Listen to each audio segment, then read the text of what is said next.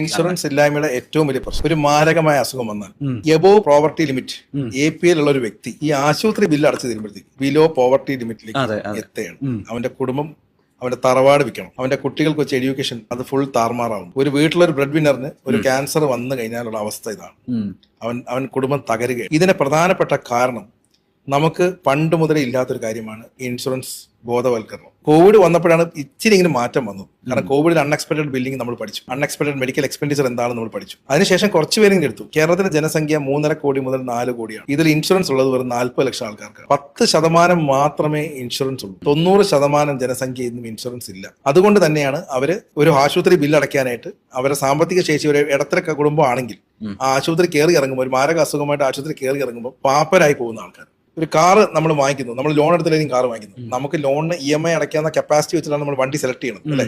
ഇപ്പം 50,000 ശമ്പളം ഉള്ളവൻ ഒരിക്കലും മെർസിഡീസ് ബെൻസ് പോയി വാങ്ങിക്കില്ല. 50,000 ശമ്പളം ഉള്ളവൻ അവന് EMI അടയ്ക്കത്തക്ക വണ്ടി ഏതാണോ അത് മാർക്കറ്റിൽ അവൈലബിൾ ആയുള്ള സംഭവം പോയി വാങ്ങിക്കും. പക്ഷെ അതിന് ഇൻഷുറൻസ് എടുക്കുന്നുണ്ട്. മെർസിഡീസ് ബെൻസും ഇൻഷുറൻസ് എടുക്കുന്നുണ്ട്. ഒരു 2 വീലർ ആയാലും ഇൻഷുറൻസ് എടുക്കുന്നുണ്ട്. അപ്പം അതെന്തിനാണ്? വണ്ടി ഓട്ടിക്കുന്നതിന്റെ സേഫ്റ്റി, വണ്ടിയുടെ സേഫ്റ്റി. പക്ഷെ ഈ വണ്ടിക്ക് ഇൻവെസ്റ്റ് ചെയ്യുന്ന നമ്മളെ പോലെ ഉള്ള ഓരോ ആൾ, നമുക്ക് ജോലിയുണ്ട്, വരുമാനം ഉണ്ടെങ്കിൽ മാത്രമേ വണ്ടിക്ക് EMI അടയ്ക്കാൻ പറ്റുള്ളൂ, ഇൻഷുറൻസ് പ്രീമിയം അടയ്ക്കുള്ളൂ. അപ്പം നമ്മുടെ ഹെൽത്ത് ഇതിനേക്കാളും ആവശ്യമുള്ള സാധനം. ഓരോ കുട്ടി ജനിച്ചാൽ ഇൻഷുർഡ് ആവണം എന്ന നിർബന്ധം ഇവിടെ ഇല്ലാത്തതാണ് ഇവിടുത്തെ ഏറ്റവും വലിയ പ്രശ്നം.